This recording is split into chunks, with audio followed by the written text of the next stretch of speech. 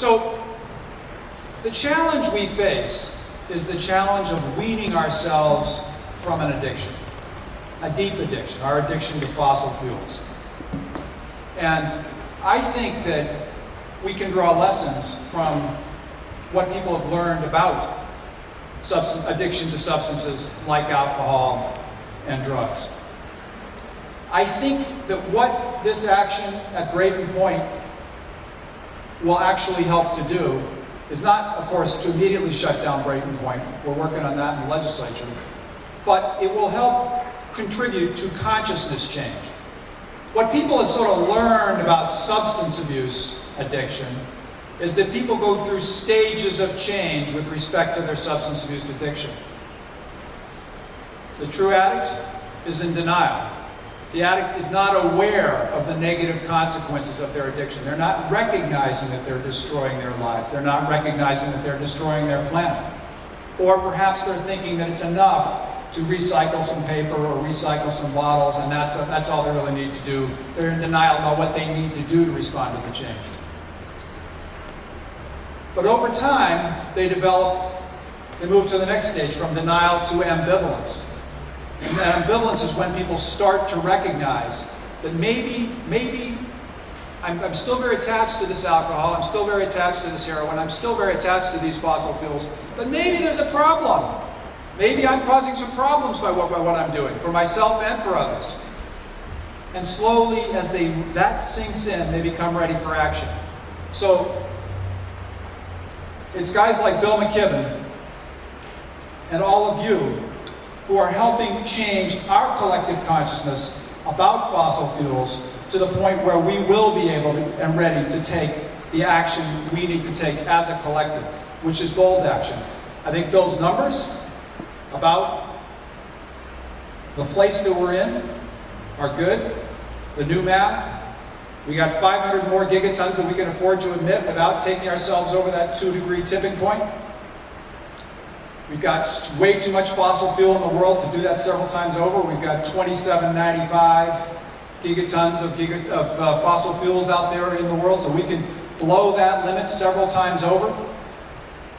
And what's most troubling is the stat that says we're doing 30 gigatons a year, so that means in about 16, 17 years, at the current rate, it's game over, or at least this round of the game, where we're going to cross that dangerous tipping point of 2%. We will have admitted that 500 gigatons. We'll be stuck with that in the atmosphere for effectively all the history we can see ahead of us, all the future that we can see ahead of us, and we'll be over that tipping point.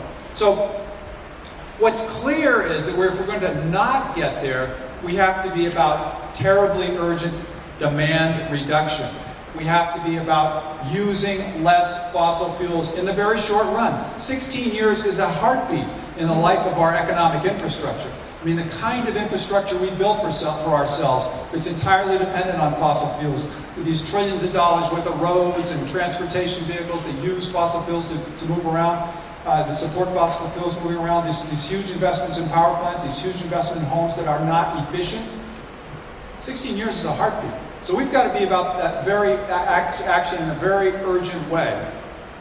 In the state of Massachusetts, we pat ourselves on the back for having been leaders in this. I mean, I got 110 of my colleagues together in 2008 to sign a letter urging the Speaker to pass the Global Warming Solutions Act, to start driving our carbon emissions down in a systematic way. So we hope to get down to 25% reduction by 2020, and we've set a target of 80% reduction by 2050. We're making some progress on that curve. We've set a lot of other things in motion as well. Huge investments in energy efficiency in buildings, incentives for people to drive more efficient cars.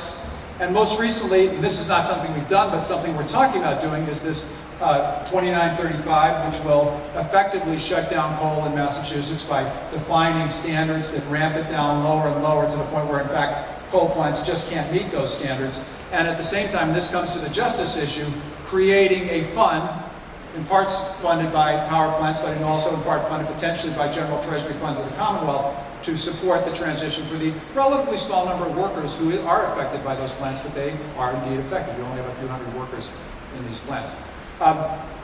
As a moderator kindly mentioned, I've taken everything I can do almost everything I can do in my own life to bring my energy consumption in our home, 85% below the New England average, making us one of the most energy efficient homes in the country, and all those good things. But I actually feel sort of defeated and humbled about those accomplishments because, in fact, I've got 2 daughters who live on the West Coast. I've got a sister who lives in Iceland. And if I ever want to see the people I love, I've got to either make or pay for trips back and forth across the country from time to time. And just one of those is enough to blow my carbon budget and put me over the top for, certainly by world standards. And at the same time, I'm acutely aware that many of the things that I've done to reduce my own footprint are just things that don't work for everybody. I mean, not everybody can bike to work. Some people have to drive a lot further than they do. There's thousands and thousands of homes in Massachusetts that are totally uninsulated. Go to Dorchester, Lowell, Brockton, Lynn, where people live in 2- and 3-family houses where they're rental housing. They might as well be trying to stay warm by a fire on the beach. I mean, there is so little insulation in those homes that the fuel burdens that we give them fuel assistance, but we haven't found a way to get it moving, to actually cause those homes to be insulated, because the landlords don't care, they don't pay the bills, they don't pay the utility bills, and the tenants, aren't in a position to invest in their own homes. And of course, I also feel defeated when I think about the billion or 2 or 3 billion people across the world whose real mission in life right now is to increase their carbon footprint. I mean, there are 1 billion people in the world today, 870 million or so, who aren't getting enough food. They'd like to have some help raising agriculture, and some energy would help them do that, and fertilizer would help them do that. There are 1 billion people in the world who basically have no access to healthcare. They'd like hospitals. They'd like roads to get there. So, and of course, ultimately, there's lots and lots of people in the world that would like iPhones and flat screen TVs and the internet and all the other wonderful things we get from electricity. So I know that we face this terrible challenge of all these other people in the world who need to come up in their standard of living at the same time. So I think we have a terribly urgent situation. I feel rather not defeated about it, but I think we're at a tough juncture. What we ultimately need is what I think Bill is working for, ultimately, is a national carbon tax. That's the kind of solution we need.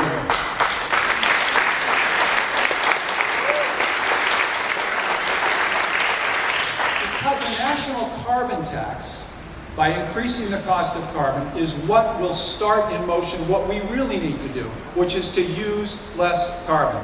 I'm about 1 minute away. I can see you turning around. I got you.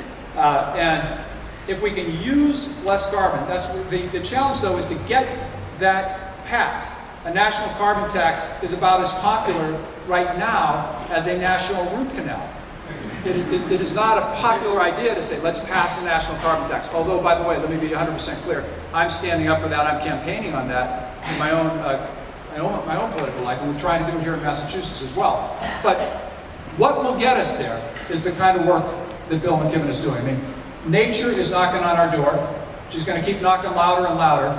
I'm sure that in another 5, 10, 15 years, nobody's going to be in denial about climate change anymore. The question is whether we can turn the corner soon enough, whether we can start actually reducing our carbon consumption soon enough. And so it's the work that all of you are doing to that end, to changing that consciousness, to moving that consciousness from denial to ambivalence to readiness for action that's so essential. So again, it's an honor for me to be here with you. Thank you.